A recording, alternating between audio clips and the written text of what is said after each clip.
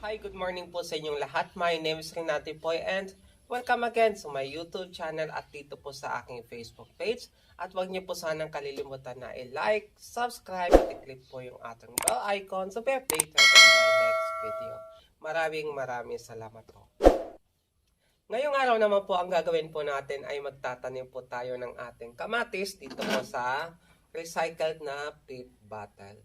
Itatanim na po natin itong kamatis kasi po yung mga kasabayan po niya ay namumunga na kaya't matanda na po ito. Pero tatry pa rin po natin siyang itanim dito sa peat bottle para hindi naman po siya masayang. Ang gagawin po natin ng pagtatanim ay yung tinatawag nating inverted planting o yung nakatiwarik na kamatis. Dati ko na rin pong ginagawa itong inverted planting. Ang tinanim ko po noon ay yung dynamite silly.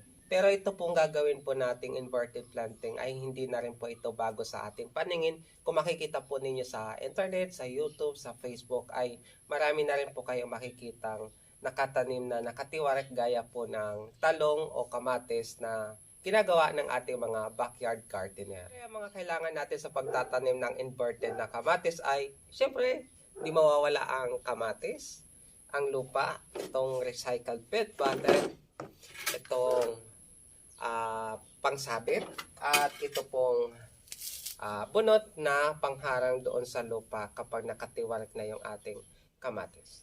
Halina at gawin na po natin.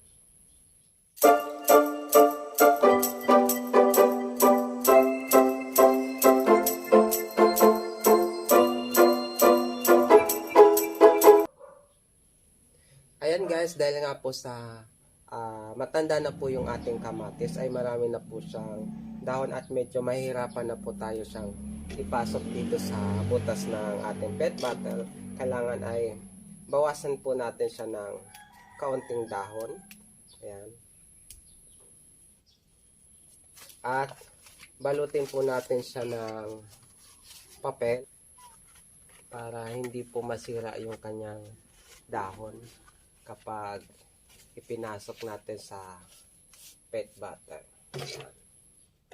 Para mas mabilis po natin siya maipapasok. Kaya, diba? Hindi na sira yung kanyang dahon. At ang gagawin po natin ay gaganyanin natin siya. Kaya. Then, tatalian po natin siya dyan.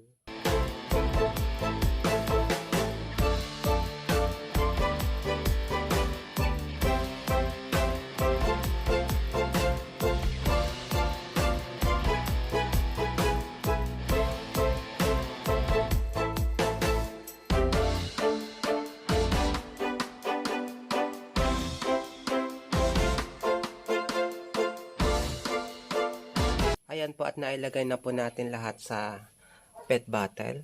Ngayon naman po ay maglalagay po tayo ng lupa at itong bunot pangharang doon sa pangharang dito sa butas para kapag nagdidilig po tayo ay hindi po malaglag yung kanyang mga lupa. At siyempre po aalisin po natin itong polybag. Ayan, tanggalin natin siya. At maglalagay po tayo ng harang itong bunot.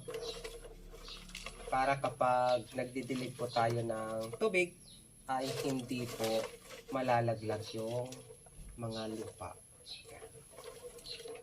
At lalagyan na po natin ng additional na lupa. Sabit muna natin dito.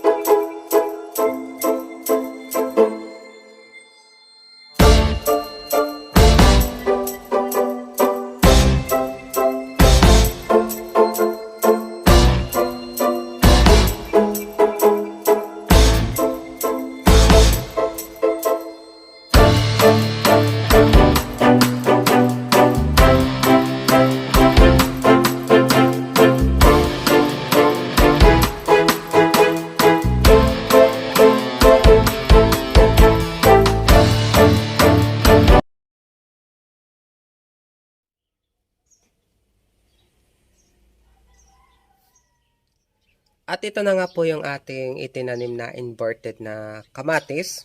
Ayan. Maya-maya po ay itatali ko na po sila. Huwag natin pilitin na i-bend yung ating kamatis kasi ganito po yung mangyayari. Makuputol po siya kapag pinilit po natin siyang i-bend. Hayaan lang po muna natin siya hanggang sa magkusa po siyang mag-bend gaya po nito. Ayan. Magkukusa po yan na magbe-bend kasi maghahanap po yan ng araw. Saka lang po natin siya maitatali ng maayos. Ayan guys, at nagkusa na pong mag-bend yung ating kamatis. Pwede na po natin siyang itali. Ayan guys, at natalian na po natin yung ating kamatis. Ayan. Yung tali po ay pang suporta lamang sa ating kamatis kapag namunga na po ito. Maraming salamat po sa inyong panonood. Naway muli ay may naipahagi po ako sa inyo ng kaunting kalaman. At huwag niyo po sanang kalilimutan na i-like, subscribe at i-click po yung ating bell icon to be updated on my next video. Maraming salamat po.